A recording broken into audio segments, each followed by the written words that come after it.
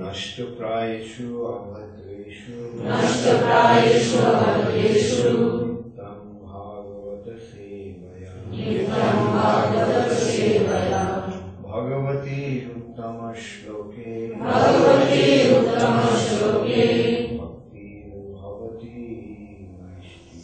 Bhakti bhavati naishti. Srimad Bhagavatam, second canto, chapter 9. Answers by citing the Lord's version. Takes 10. Pravartate Yatra Rajas Tamas Tayo Sattvam Cha Mishram Na Cha Kala Vikramaha Yatra Maya Kimuta Pare Kim Uta Pare Hare Anugrata Yatra Sura Asura Arjita.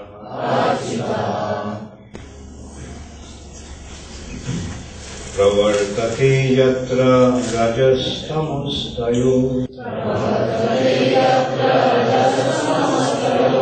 Sattvam cha mishram na chakala vikrama Na yatra maya kimuta pare hare Anugrata yatra sura Surarchita. Pravartate yatra rajastamastayo Satyam cha mishram cha Sattam cha mishram na chakala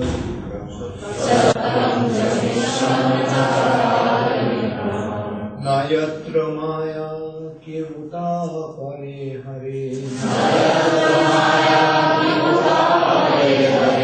Anugrata yatra sura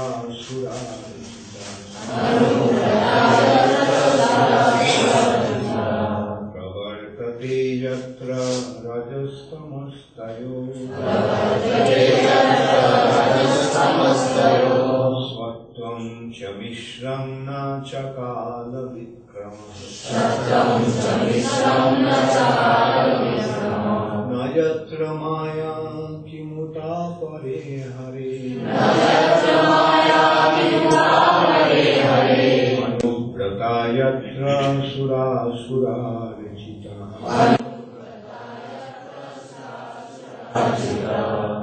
Pravartate prevail Yatra wherein Rajaha Tamaha the modes of passion and ignorance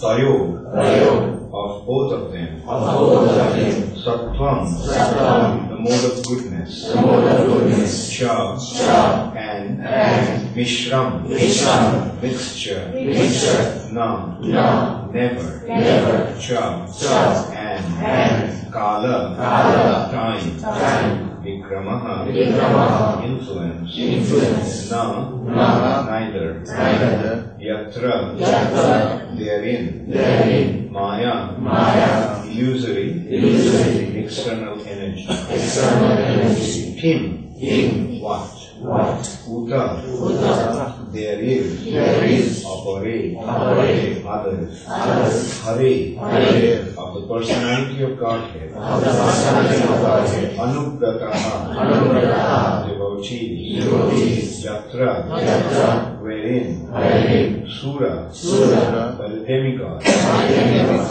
Asura and the demons Architaha worship. Translation by His Divine Grace of God. In that personal abode of the Lord, the material modes of ignorance and passion do not prevail, nor is there any of their influence and goodness. There is no predominance of the influence of time, so what to speak of the illusory external energy? It cannot enter that region. Without discrimination, both the demigods and the demons worship the Lord as devotees.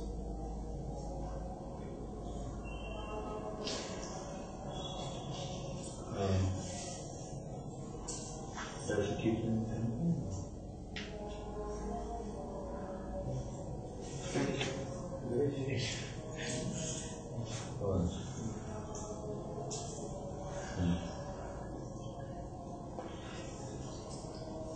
How many of you are trying to memorize the verses according to the system I gave? Every day you're trying to memorize?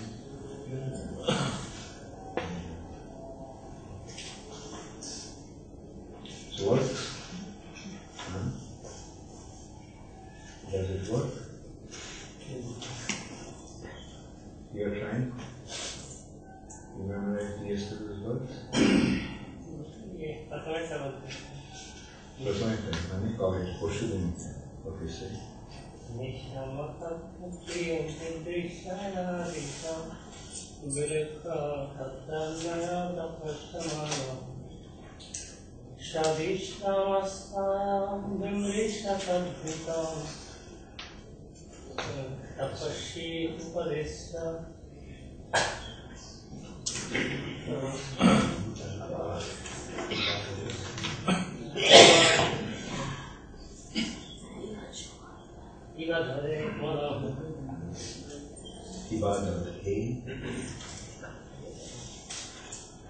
Why did you just memorize day before yesterday? Yesterday you didn't memorize? Why?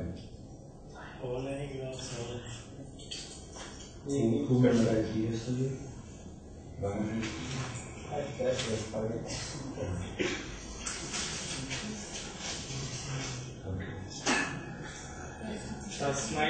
तस्मै स्वलोकं भगवान्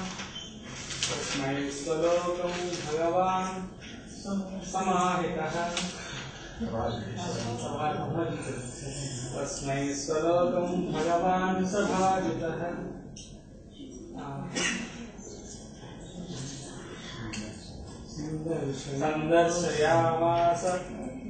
संदर्शयामास Remember it? We tried. You see, now you can see that the first word of the first line, the first word of the line, if you sandarshamasa, then sandarsayamasa param nayat param vyapeta sanklesha vimoha sadvasam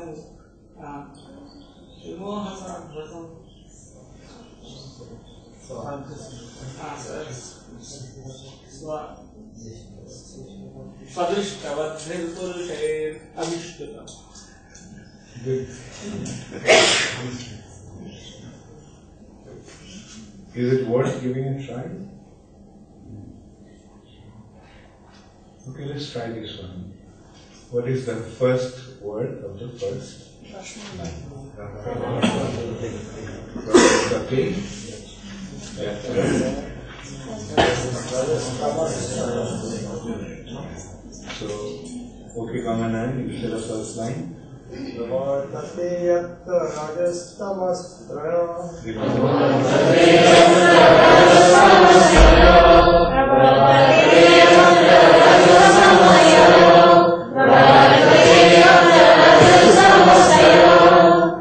The next line.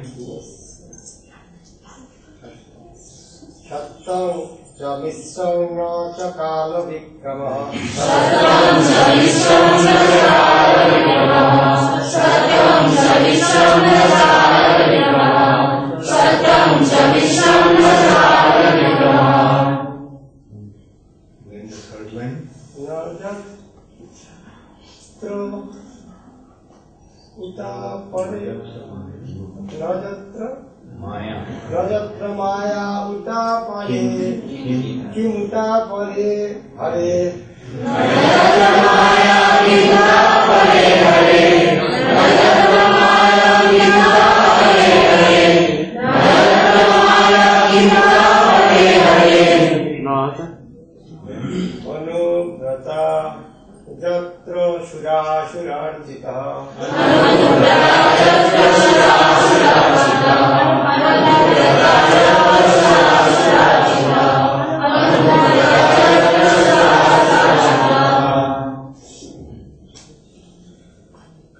So, is it? So now the next thing is, as I said, like, try to memorize, try to understand, try to remember the word for word meaning, that helps. Pravartate means prevail. Yatra, wherein. Rajas, Tama, Rajas and Tama, Rajagun and Tama. The passion, mode of ignorance, Tayo, both of them. Then, Satyam means Cha and Mishram, mixture, Cha. Na means na, never, Cha. And Kala Vikrama. Kal means time and Vikrama means influence. So Kala Vikrama means influence of time. Then Na again means not or neither. And Yatra means wherein Maya, illusory external energy, Kim, what, Uta, there is, Apare, others, Hare, the personality of Godhead, Anugrata, devotees, Yatra, wherein, Sura, by the Asura, demons, and Sura, Archita means worship. So, the meaning is, Najatra, the pravartate jatra rajastamustayo. Sattam cha mishram na chakala vikrama najatra maya kimuta pare hare anugrata jatra sudasudachita. In that personal abode of the Lord, the spiritual world, the material modes of ignorance and passion do not prevail. Nor is there any of their influence in goodness. There is no predominance of the influence of time. So what to speak of the illusory external energy? It cannot enter that region.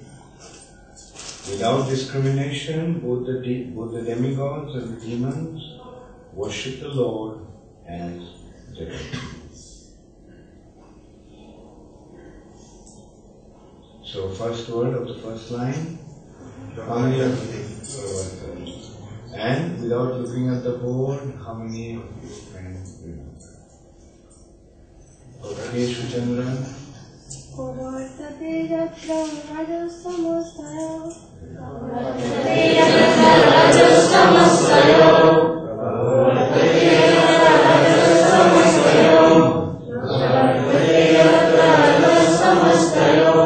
Second word, then the first word of the second line. Okay, Mr. Gunda.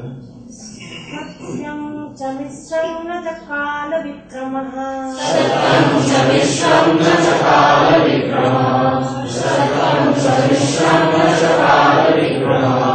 Satyam cha mishram na chakala vikramaha. First word of the third line. Krishna. न यत्र माया किमुता परे हरे न यत्र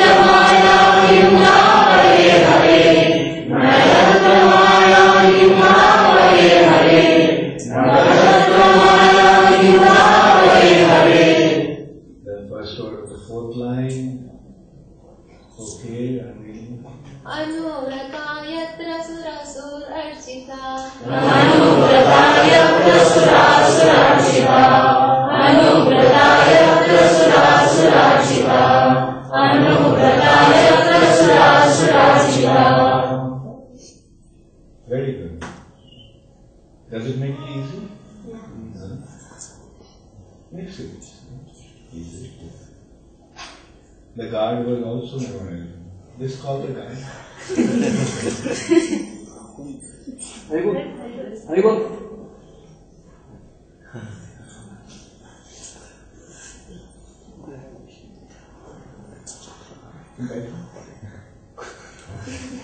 ये तो बैठ class सुनना है हाँ बैठ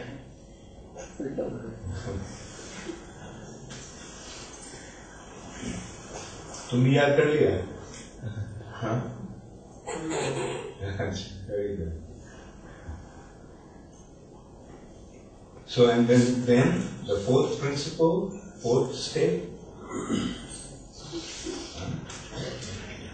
First one is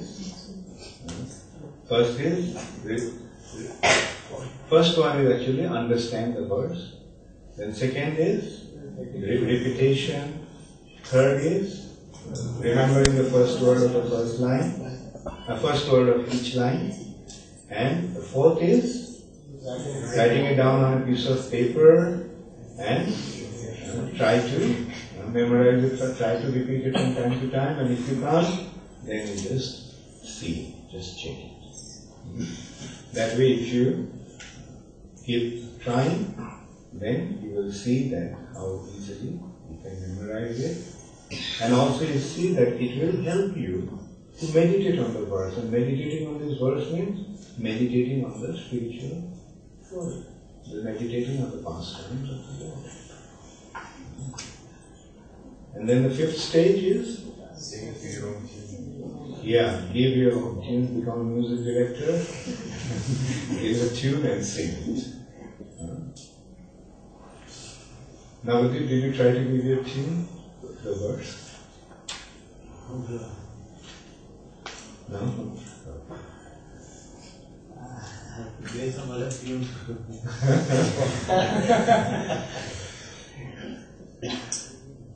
I can see, everybody can see that Navadip is so busy now.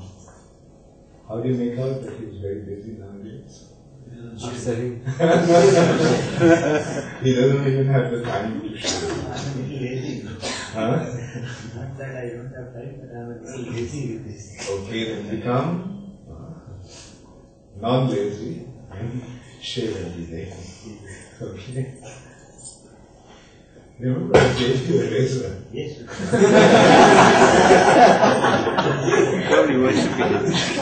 Don't say that you ran out of blades.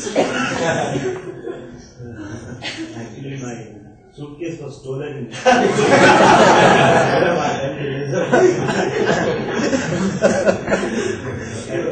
Station will come and pick it up. Okay.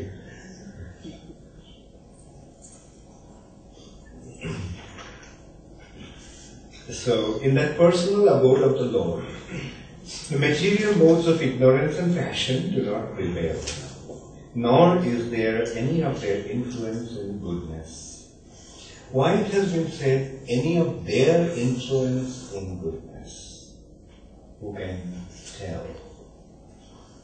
Any of their influence, there means? Okay, Krishna Chan?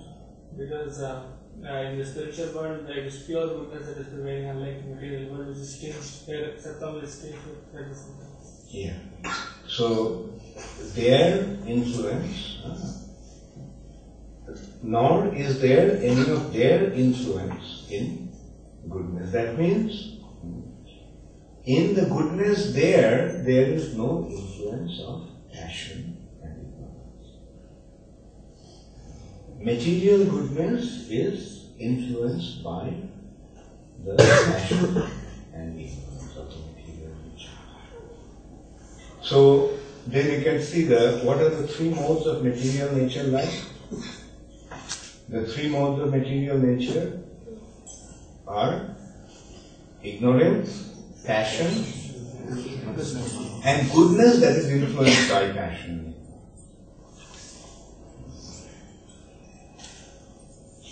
Whereas in the spiritual sky, it is just pure goodness. Pure goodness. तुम अंग्रेजी समझते हो? अंग्रेजी समझते हो तुम? थोड़ी थोड़ी यार। थोड़ी थोड़ी। पढ़ाई कितना तक की? कितना तक पढ़ाई की? 10वीं। हिंदी ट्रांसलेशन? वो Chiranjeevi.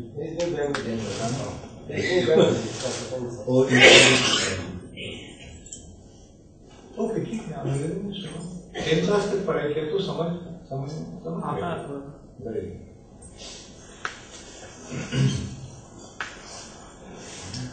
So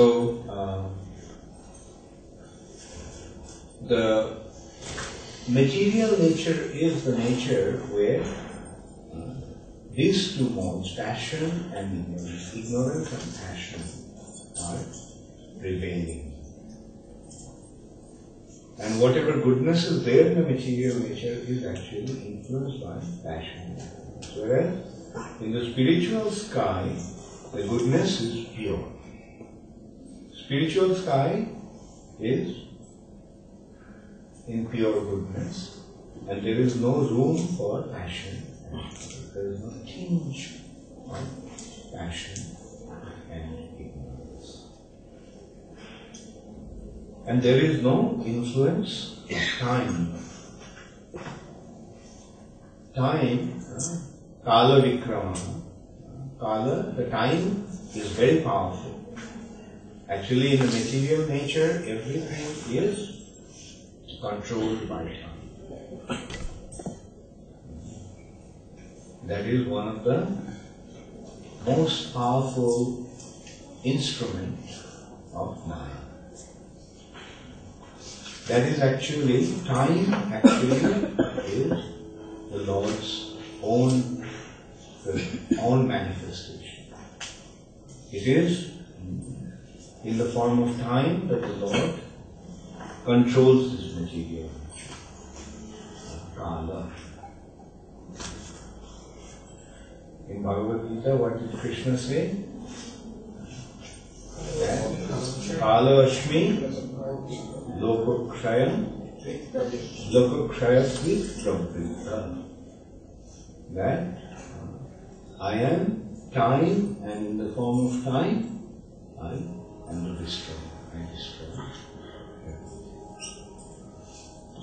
So that expansion of the Lord in the form of time again is further manifest in the form of Mahakal. We are sitting in the place of Mahakaleshwar. Lord Shiva and the form of time. He is the destroyer. He is destroying everything in the form of time.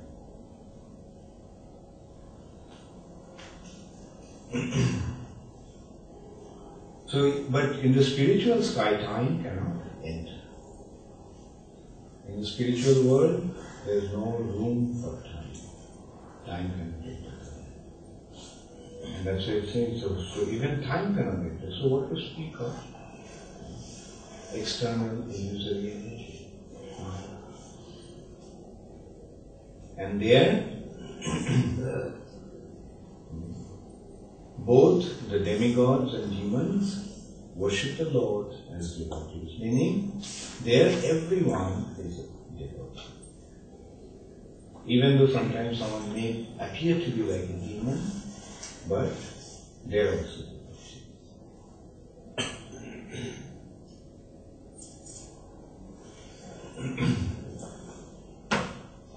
Purport by Srila Prabhupada. This verse has a very long purport.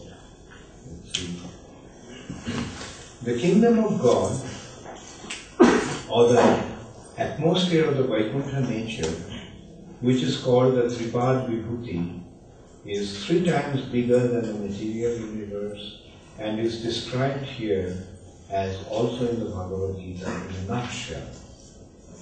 This universe, containing billions of stars and planets, is one of the billions of such universes clustered together within the compass of the Mahatattva. And all these millions and billions of universes combined together constitute only 1/4 of the magnitude of the whole creation of the Lord. There is the spiritual sky also. Beyond the sky are the spiritual planets under the names of Vaikuntha, and all of them constitute 3/4 of the entire creation of the Lord. God's creations are always innumerable. Even the leaves of a tree cannot be counted by man, nor can the hairs on his head. However, foolish men are puffed up with the idea of becoming God himself, though unable to create a hair of their own bodies. Man may discover so many wonderful vehicles of journey, but even if he reaches the moon by his much advertised spacecraft, he cannot remain there.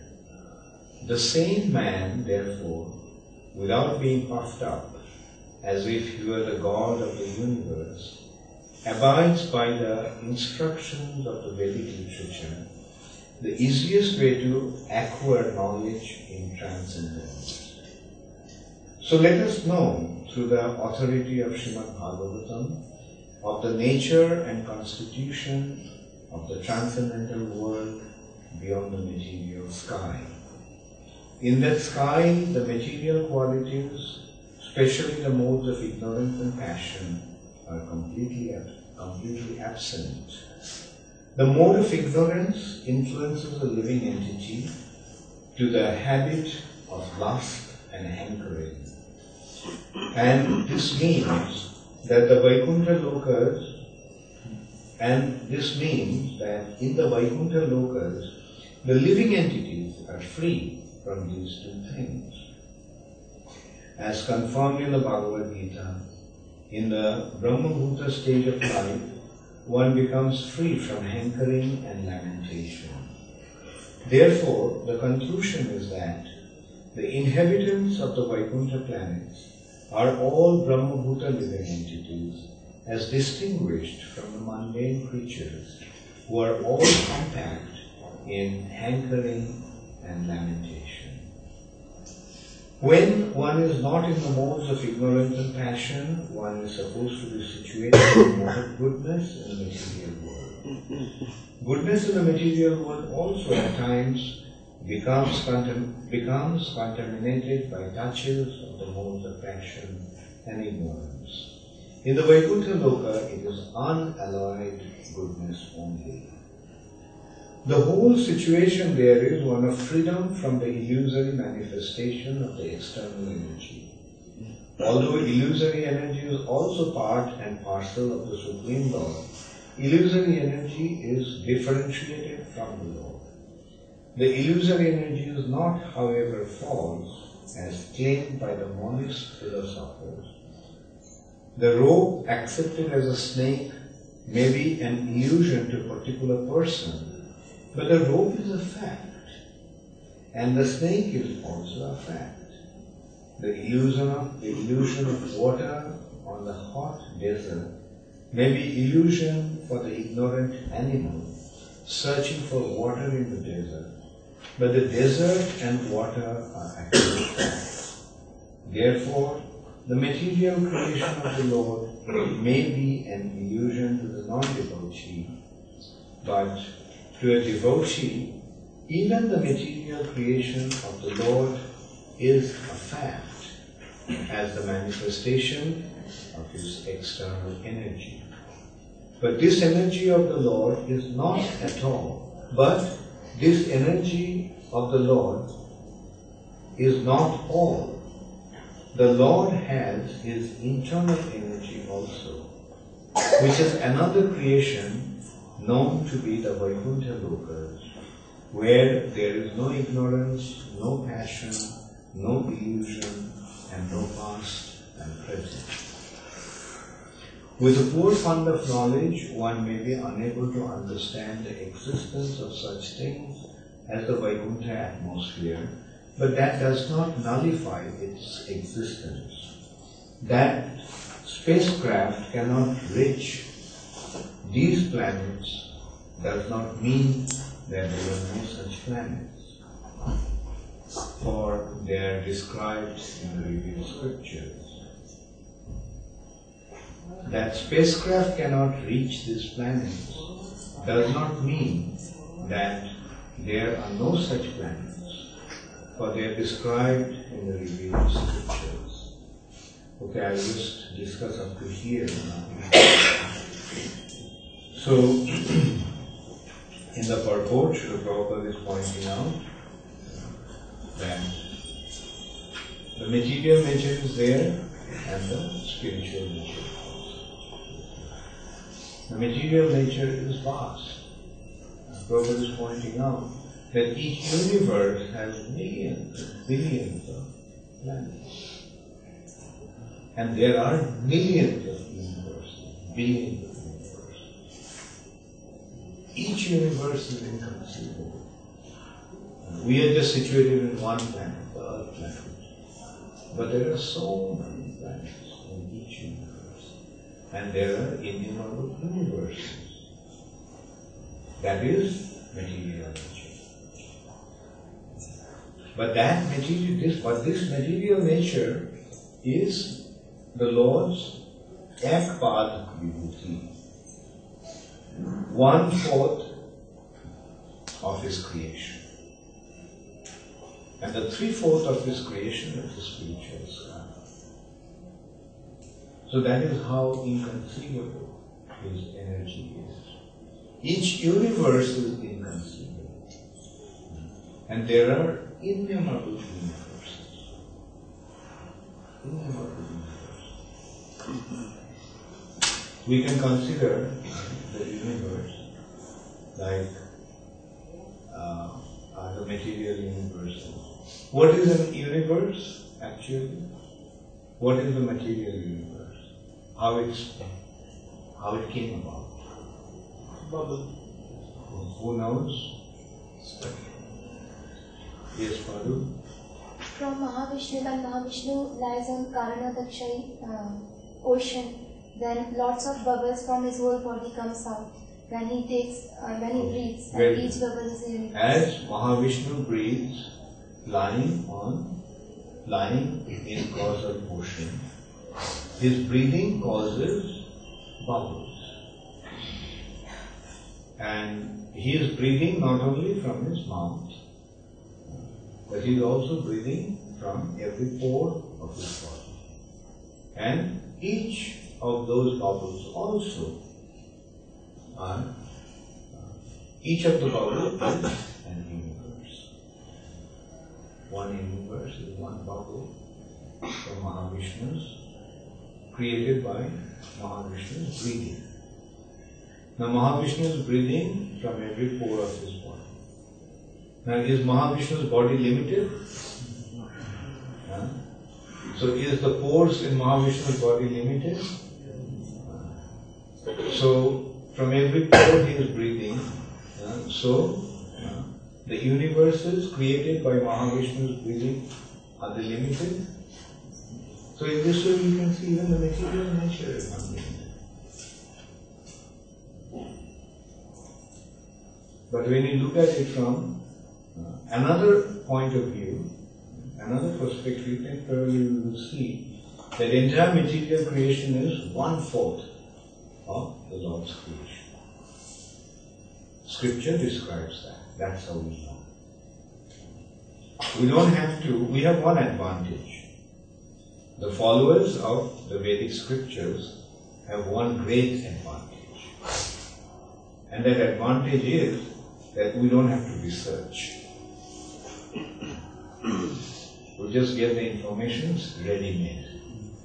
And we just accept that. And that is how we know, we get to know.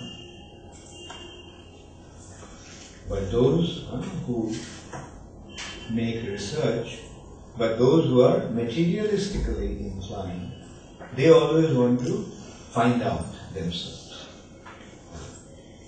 With telescopes, periscopes, microscopes, stethoscopes, they're always trying to find out the cause, why something happens, why something.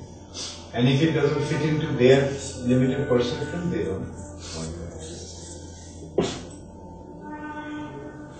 They're so unfortunate. They're simply creating troubles for themselves. As it is, there is no lot of trouble in this material nature. And they just want to increase their trouble. I have to find out. So they have a telescope. And they are. So only whatever I can see with my telescope, with my little toy, that fits into my imperfect eyes. If I can see it, it exists. If I don't see it, it doesn't exist.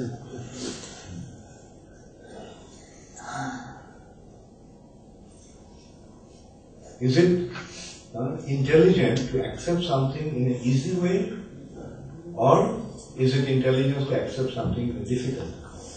What will an intelligent man do? Will an intelligent man try to hold his ear in this way or this way? What will an intelligent man do? If you know that someone is trying to hold his ear in this way, going around his head, will anybody think that he is intelligent? No. So the so-called scientists of today's world, what are they? Not really intelligent. Jagannath Pandit ji put it very mildly. Not very intelligent. And what would be a straightforward and simple way of saying it? They're stupid.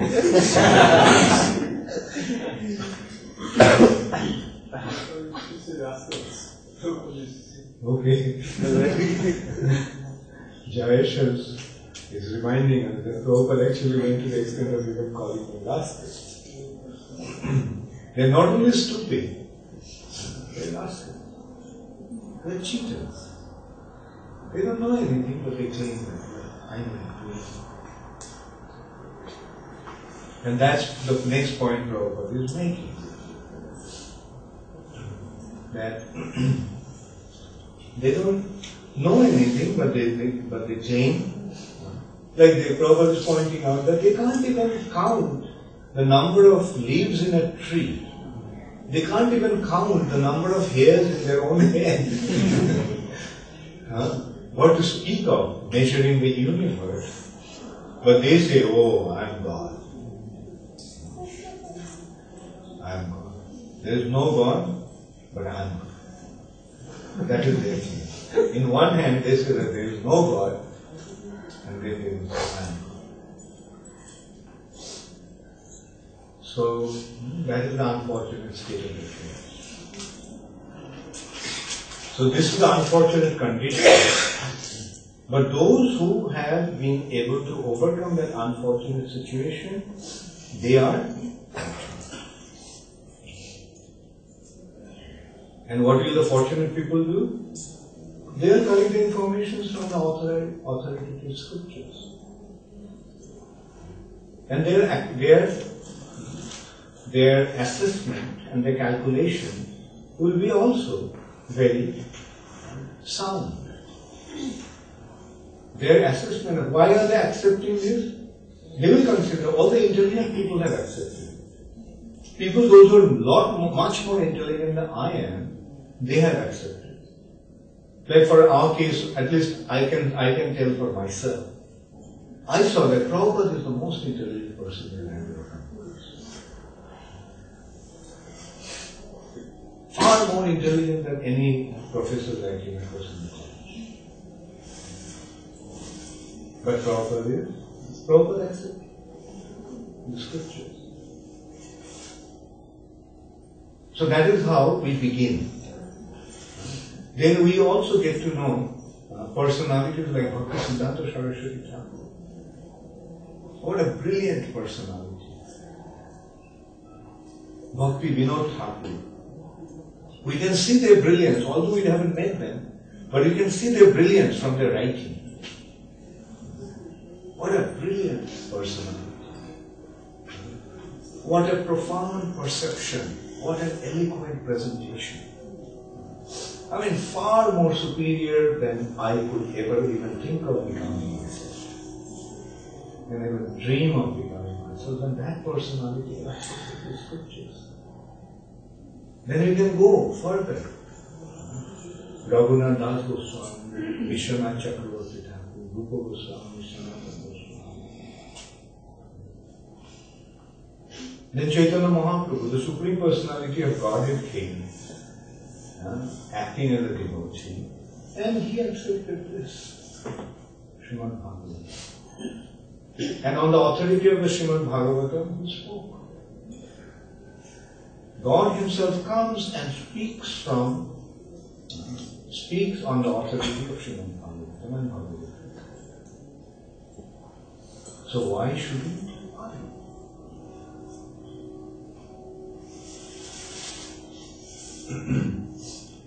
So that is the intelligent thing. And another proof is that once we start reading Srimad Bhagavatam, it starts to make sense. It starts to make sense. We can see, yes, what the Bhagavatam is saying is true. The body is matter. The consciousness is not a nature, not in matter. So where did my consciousness come from? I am conscious. Where is my consciousness coming from? Where is my consciousness coming from? Where my consciousness coming from? This doesn't have consciousness. This doesn't have consciousness. But how come this has consciousness?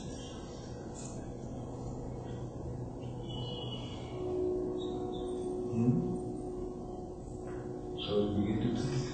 Here in Bhagavatam says there is a soul. Bhagavad Gita is saying there is a soul. And Bhagavad Gita is elaborately describing the nature of the soul. And yes, we see, it makes sense. Dehi nashmin yatha dehi komaram yogaram. This body changed from childhood to boyhood, to youth, to old age. The body is changing. But did I change since my childhood, since my consciousness dawned? Did I change? Am I not the same person? My body changed, but I am the same person. So who I am? Am I this body or am I something else?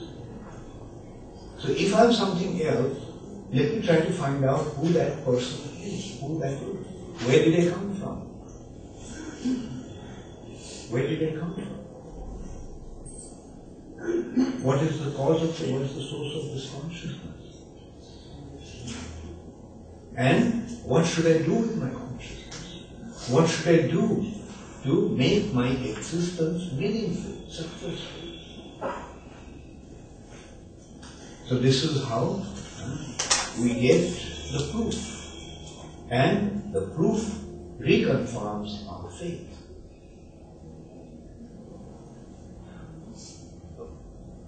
And so then we are getting the description. Who is speaking now? Lord Brahma. The most intelligent person in the universe. Who is the creator of this universe. He is speaking. And he is saying that beyond this material nature there is a spiritual nature. And the Supreme Personality of Godhead is present there. He is present in the spiritual world. And everything there is controlled by Him. And not that He is controlling with a stick, but there He is controlling everything by His internal energy which is predominantly love. He is controlling everything with love. And everyone is there, everyone there is in love with him, and he is in love with everyone. What a wonderful situation. Everybody loves him and he loves everyone. And then you begin to wonder, he loves me also. If he loves everybody, and since I am somebody, he must be loving me also.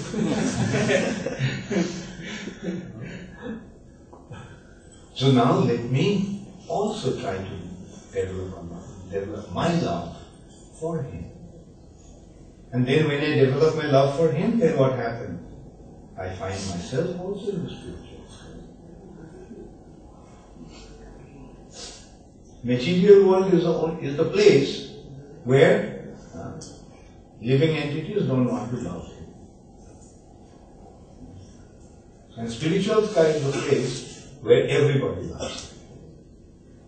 So if I want to go to spiritual world, then what I should do?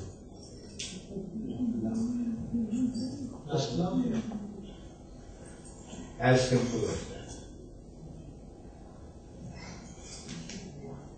And we know by nature, everybody wants to love somebody. There are so many songs with that word. I want to love somebody. So who is that somebody? Who should we love? Krishna. So when we develop our love for him, then our life becomes so full of meaning. Our existence becomes so full of joy.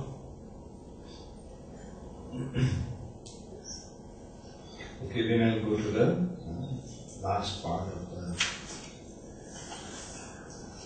last two stanzas of the two paragraphs of the purport.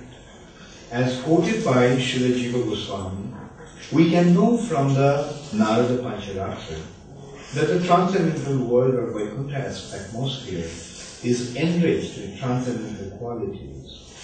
These transcendental qualities, as revealed through the devotional service of the Lord, are distinct from the mundane qualities of ignorance, passion, and goodness. Such qualities are not attained by the non-devotee class of men. In the Padma Puran, Uttarakhanda, it is stated that beyond the 1/4 part of God's creation is the 3/4 manifestation. The marginal line between the material manifestation and the spiritual manifestation is the Viraja river.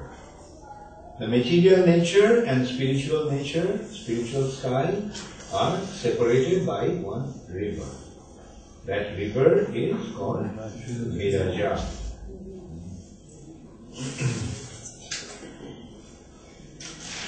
And beyond the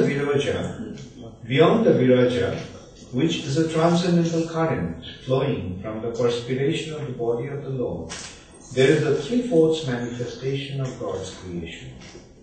This part is eternal, everlasting, without deterioration and unlimited, and it contains the highest perfectional stage of living condition. In the Shankha Kaumali, it is stated that unalloyed goodness of transcendence is just opposite to the material modes. All living entities there are eternally associated without any break, and the Lord is the chief and prime entity. In the Agama Purans also, the transcendental abode is described as follows. The associated members there are free to go everywhere within the creation of the Lord. And there is no limit to such creation, particularly in the region of the 3/4 magnitude. Since the nature of that region is unlimited, there is no history of such association, nor is there end of it. The conclusion may be drawn that because of the complete absence of the mundane qualities of ignorance and passion, there is no question of creation nor annihilation. In the material world, everything is created and everything is annihilated. And the duration of life between the creation and annihilation is temporary. In the transcendental realm, there is no creation and no destruction, and thus the duration of life is eternal, unlimitedly. In other words, everything in the transcendental world is everlasting, full of knowledge and bliss without deterioration. Since there is no deterioration, there is no past, present and future in the estimation of time. It is clearly stated in this verse that the influence of time is conspicuous by its absence. The whole material existence is manifested by actions and reactions of elements which make the influence of time prominent in the matter of past, present and future. There are no such actions and reactions of cause and effect there. So the cycle of birth, growth, existence, transformation, deterioration and annihilation, the 6 material changes are not existent there. It is the unalloyed manifestation of the energy of the Lord, without illusion as experienced here in the material world. The whole Vaikuntha existence proclaims that everyone there is a follower of the Lord. The Lord is the chief leader there without any competition for leadership. And the people in general are all followers of the Lord. It is confirmed in the Vedas, therefore, that the Lord is the chief leader and all other living entities are subordinate to Him. For only the Lord satisfies all the needs of all other living entities. So, that is the most wonderful description of the spiritual sky. Beyond this material nature, there is a Viraja river. Viraja river is separating the material nature from the spiritual sky. Viraja, it has been described in Chaitanya Charitamrita. Viraja, Brahmalok, Bhedi, penetrating through Viraja, and beyond Viraja is Brahmalok, Brahmajit. There is the spiritual sky of the Vaikuntha planets. And Vaikuntha planets, the Lord is the only leader, and everyone else is subordinate. Akole Ishwar Krishna Arushar. But in the material nature, everyone is Ishvara and everyone is trying to make everybody else his servant. That is the nature of the material.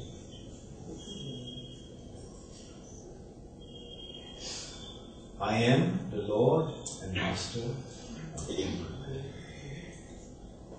Lord means He wants to control, He wants to dominate, He wants to make everything else his subordinate. So that is the material nature. In the material nature, there are so many Ishvara. Everyone is an Ishvara. Whereas in the spiritual world, there is only one Ishvara. When there are many Ishvaras, that is material. When there is one Ishvara, that is spiritual.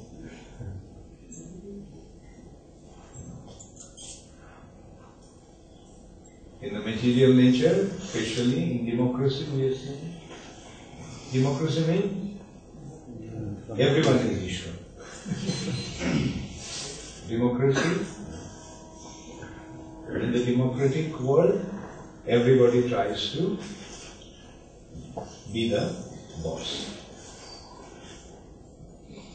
Vox populi, people's voice. And democracy means for the people, by the people, of the people. It's for the people, this government, democratic ruling, is for the people, by the people, made by the people, of the people. And who are the people? All the big who they wash the most.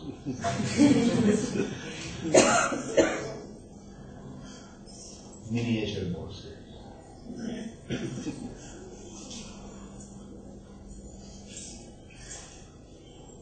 Whereas the spiritual side is there. Krishna is the only Lord. And why Krishna is the Lord? The last sentence Prabhupada responds. Because Krishna is satisfying the needs of everyone. Krishna is fulfilling the needs of everyone. That's why he is the leader. That's why he is God. He is the supreme creator. He is supreme maintainer. He not only created, he is also maintaining everything. In the family, why father is the boss? Because he is maintaining the family.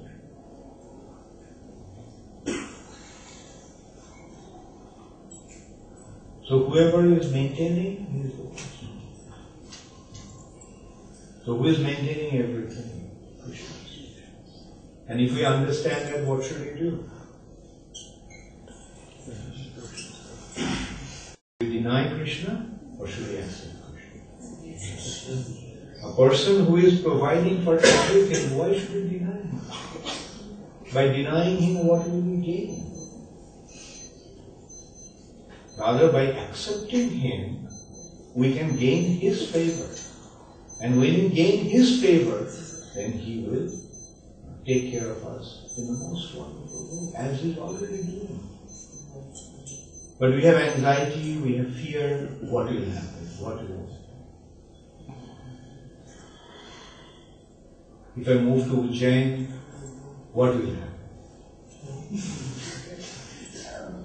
If I give up my job and move to Ujjain, I won't have any source of income, what will happen? But if you ask Krishna, then what will Krishna say? Don't worry, I am maintaining you. Do you think you are maintaining yourself? So many things will happen. But Krishna is guaranteeing that all the nice things will happen. If you move to Ujjain, all kinds of wonderful things will happen.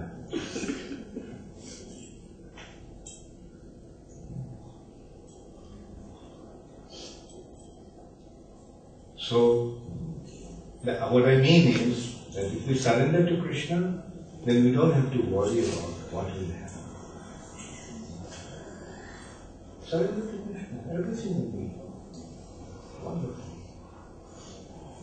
Because if you, person who is taking care of you already, if you surrender to him, then what will happen? Only nice things will happen to you.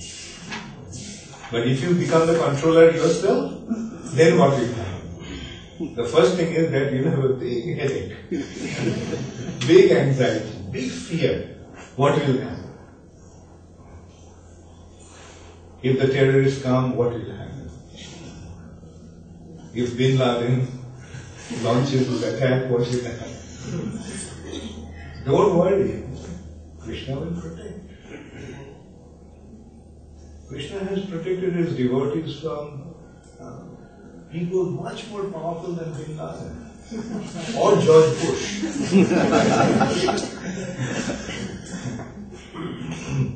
Kamsa,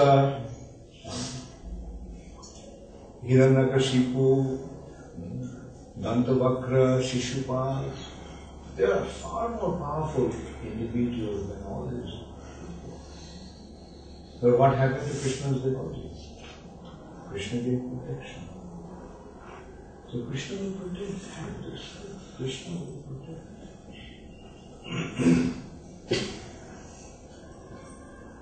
You know how Krishna protects? Krishna's Sudarshan Chakra is just guarding his devotees. And if somebody tries to do something, Sudarshan Chakra actually emits fire and will be burnt to ashes if somebody tries to do something. That is how Krishna. Not only Sudarshan Chakra, Vishnu Dutas are also patrolling all that. Wherever there are devotees, Vishnu Dutas are guarding. And if somebody tries to harm a devotee, the Vishnu Dutas immediately. Like, you remember what happened to Ajamil? The Jamadutas came, and just because Ajamil said Narayan, immediately Vishnu Dutas came. And they told the Jamadutas, get out of here. And Jamadutas was surprised, who are you?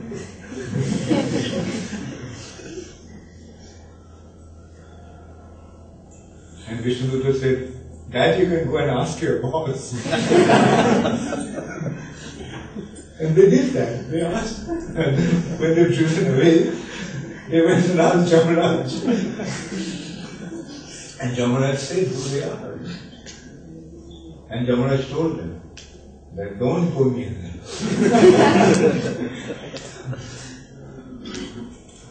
And whenever you see somebody chanting the holy name of the Lord, whenever you see somebody wearing Vaishnav Tilak and Kantimala, Tulsi Mala, don't go near them. Offer obeisances from a distance and provide from there. So this is how the devotees are protected by the Lord. And his dutas, his Sudarshan Chakra, his associates.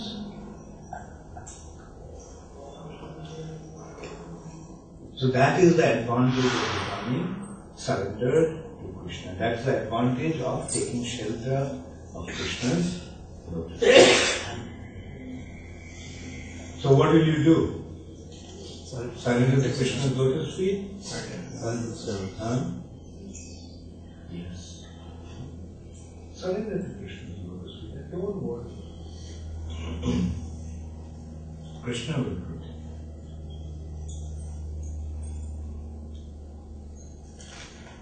Krishna will take care of you. And it's not my words, this is from Srimad Bhagavatam. And there are so many examples. Prahlad Maharaj was protected so much. Now this Haridas Thakur was protected so much. Gangadas Pandit was protected so much. This is how the Lord protects his devotees. Thank you very much. Gaur Premanande. Does anybody have any question? Yes, Krishnachan. You mentioned how intelligence is to accept the easy process. Yeah. So nowadays in the education system in India, it's like, we can see how stupidity is out there. Okay, so you said it. It's not an intelligent system. It's a stupid system. Modern education system is not an intelligent system. So my question is Bhakti Thakur has pointed out, Jaro Vidya Shab Mayar Boibhav, Tomar Bhajane Bada, Moho Janamiya Mahitya Sanshare, Jeev Ke Karai Gadha. This materialistic education is simply an influence on the illusory energy. It simply causes impediment to your devotions. And creating all kinds of illusions, it simply turns a living entity into an ass. It is as famous for, deer for its intelligence, or ass is famous for stupidity. So I am not saying that everybody should stop this education, but use it in Krishna service. Then it's not material education. Yeah. actually I want to ask that will that day come when in the colleges all over the world Krishna consciousness will be taught and at least the department and how and when is going to happen. Yes. Prabhupada taught us one thing. Don't wait for somebody else to do it. You go ahead and do it. Whether one day will come when all over the world, the university will be teaching Krishna conscious education. That's what's the point of having such a pipe dream. Rather just consider what can we do. What am I doing? So try to educate whoever you can about this. And then maybe it will happen. And actually there is no need for such big arrangement for education. Education is, those who are interested, they can just come and study Srimad Bhagavatam. Systematically, under the guidance of qualified teachers. Do you need a big university for studying Bhagavatam? That is their creation, that's their arrangement. That is their money-making scam. What do they learn there? Do they really learn that? I don't think they learn very much. And what they learn, they don't use. Often I think, mathematics is one subject, I hated it. But I was good at it. But when it went to higher mathematics, I couldn't relate to that. Trigonometry, calculus, I couldn't. And today I see that of all mathematics, the only thing that I am using is addition, subtraction.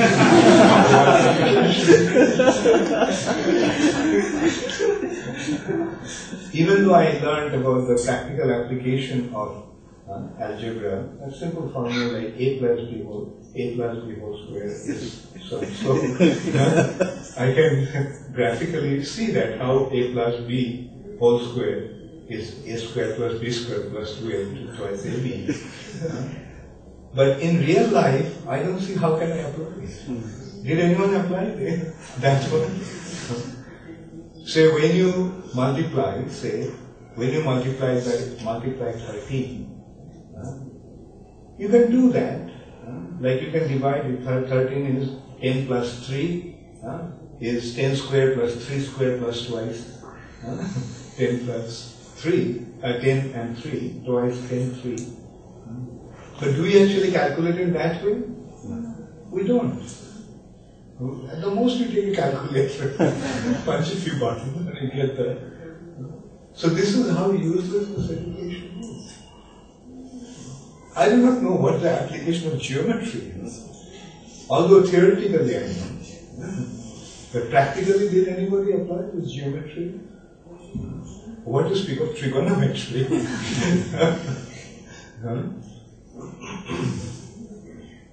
I was told that by through trigonometry you can measure the Mount Everest. It has already been measured, so why should it be?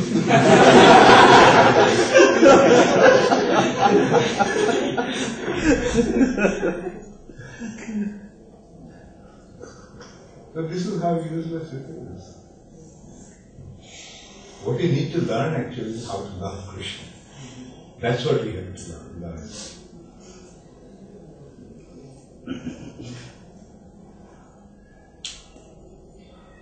So this is how this whole education system, how useless this whole education system is.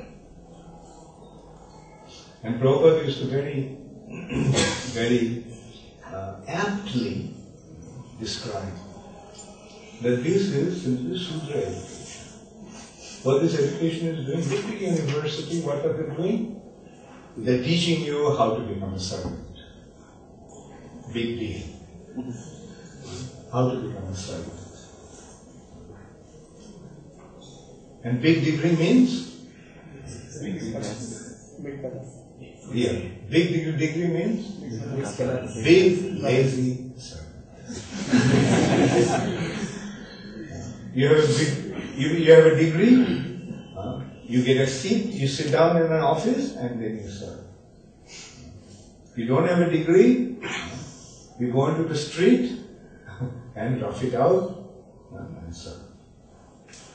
So this degree, what they're doing is, they're just teaching you how to become a lazy servant.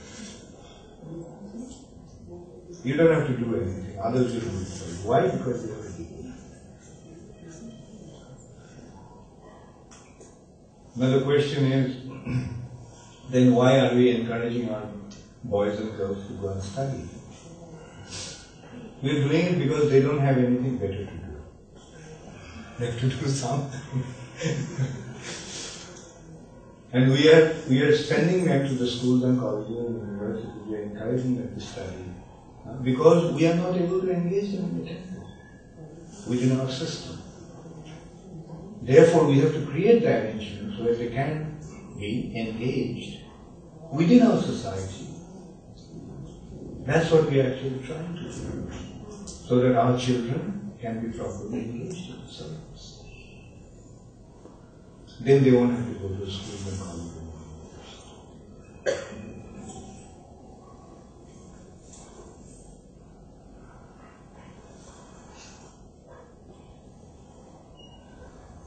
Okay, yes, Aru. What Brahma Bhuta means? In the first part he said Brahma Bhuta level, at Brahma Bhuta level one is free from hankering and lamentation. What it means? Brahma Bhuta means beyond this material nature is Brahman, spiritual. Right? In that spiritual, see, you are spiritual and there is a spiritual nature. So when you become situated in the spiritual nature, then you are not affected by the material modes. Prior to that, just before that, Prabhupada said, the mode of ignorance causes lust and lamentation. Right? So when you transcend the material nature, then you become free from the influence of the material modes. And in that, you don't have the influences like lust, greed, anger, illusion, envy, and pride. So that stage, you are not affected by the material nature, but you become prasanna. Because you have become what you actually are. Right? So that is the Brahma Bhuta. Brahma Bhuta means in pure spiritual situation. Spirit soul is spiritual, and this Brahma Bhuta means spiritual life, spiritual realm, spiritual domain, spiritual region, spiritual sky. So when you become situated in the spiritual sky, then no sochati, no kamshati, no lamentation and no hankering. Right? But then when you go to spiritual nature, then what will you do then? When you become engaged in serving Krishna, then you transcend even this na sochati na kamshati platform and you become ananda, you become joy. Right? Okay, thank you very much. All glory is to Srila Prabhupada. Gaur Premanand.